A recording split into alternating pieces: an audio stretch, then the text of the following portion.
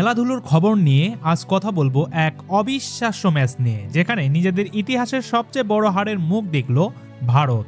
টানা ১২ ম্যাচ জয়ের দারুণ আত্মবিশ্বাস নিয়ে বিশ্বকাপের সুপার 8-এ মাঠে নেমেছিল স্বাগতিক ভারত। আহমেদাবাদের গ্যালারি ছিল কানাই কানাই পূর্ণ। সবাই ভেবেছিল আরেকটি জয় আসছে, কিন্তু মাঠের গল্পটা ছিল একেবারেই ভিন্ন।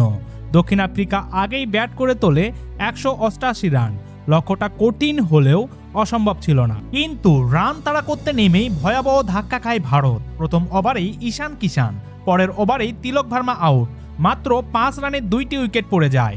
অভিষেক শর্মা, ওয়াশিংটন সুন্দর, অধিনায়ক সূর্যকুমার যাদব কেউ টিকতে পারেননি প্রোটিয়া বোলিংদের কাছে। ৫১ রানে ৫ উইকেট হারিয়ে কার্যত ম্যাচের বাইরে চলে যায় ভারত। মাঝখানে শিবম দুবে আর হার্দিক পান্ডিয়া চেষ্টা করেছিলেন জুটি গড়ার, কিন্তু বাড়তে থাকা প্রয়োজনীয় রান তাদের চাপে ফেলে দেয়। ১৫তম ওভারে এসে ম্যাচের মোড় ঘুরিয়ে দেন কেশব মহারাজ। এক ওভারে ৩টি গুরুত্বপূর্ণ উইকেট তুলে নিয়ে ভারতের আশা শেষ করে দেন তিনি।